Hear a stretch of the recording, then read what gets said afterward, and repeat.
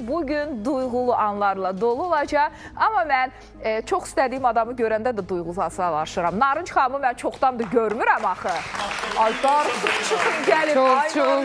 Çox. Haralardasınız? Ay, sizin üçün o qədər çox darıxmışam. Hələ bizi deməyin. Bugün gəlmişəm. Ya, o qədər, bax, darıxmanın rəmzidir. Gəlib səhərdən əyləşib burada efirini gözləyir. Biz də çox darıxdıq. Özünüz olmasaz da tez-tez adınızı çəkirdim. Mən burada yəqin ki, səs sədası gəlib qulağınıza çatıb da. Gözəl iş üçün getmişdik. Məsud üçün sizi təbrik edirəm. Çox sağ olun. Bir ana üçün həyatda, bir Elnur müəllimi təbrik edirəm. Mənim ona təbriklərimi çatdırın. Onsuz da telefonla mesaj yazmışam.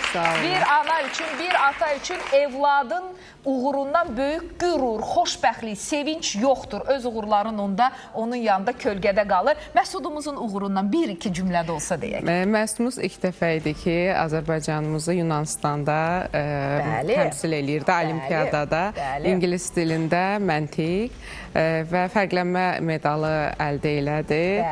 Çox sevincli öz yaşıtları arasında. Dünən Xəzər TV dəvət etmişdi. Amma bu səfər Məsudun anası kimi girdim Xəzər ailəsinə, binasına. O duyğunu yaşadı. Onun duyğusu tamam ayrı deyil mi? Tamam, çox böyük bir sevgi və həyəcanla gəlmişdi və o da öz fikirlərini söylədi. Məsud, səni təbrik edirəm. Məsud, uğurlarına sevinir, xala bilirsən. Allah bütün valideynlərə nəsib eləsin. İlahi amin. Daha çox uğur gözləyirik. Həmişə seçilən ol, həmişə sevilən ol. Sən ananın, atanın ilkisən, xalanın da bilirsən, sevimlisisən. Bəli, Allah qorusun. Arzulayıram ki, toyunda bir saatında belə Narınc xanımla, Elnur müəllimlə üzbəüz süzək biz meydanda. İnşallah. Türkiyədəydik.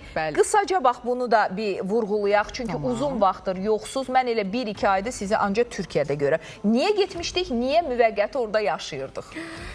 Çox böyük bir əziyyətli idi. Təbii insan ailəsini, yuvasını, balalarını qoymuşdum. Sağ olsun anamın dəstəyi ilə orada biraz da uşaqlaşıb. O tələbəlik illərimə geri döndüm. Autizmli uşaqlarımız üçün çox xüsusi bir proqram var. Amerika proqramıdır. Onların Türkiyədə bir müddət təmsilçilikləri var və onlardan rəsmi olaraq Azərbaycan şöbəsini açacaq. Nə gözəl xəbər, ay dostlar bunlar. Bunun üçün də çox böyük bir etaplı imtahanlardan keçmək lazım idi. Müəyyən proqramları öyrənmək lazım idi. Hətta çox uzun sürəli idi və mən çox iddialı demişdim ki, mən bitirəcəm və çox həyəcanlı idim. Amma şükürlər olsun, hamısını uğurla bitdim. Artıq lisenziyamızı aldıq, zəhmətin bəhrəsi. Lisenziya ilə gəlmişik, açacağıq və xalqa xidmət edəcəyik. Yenə də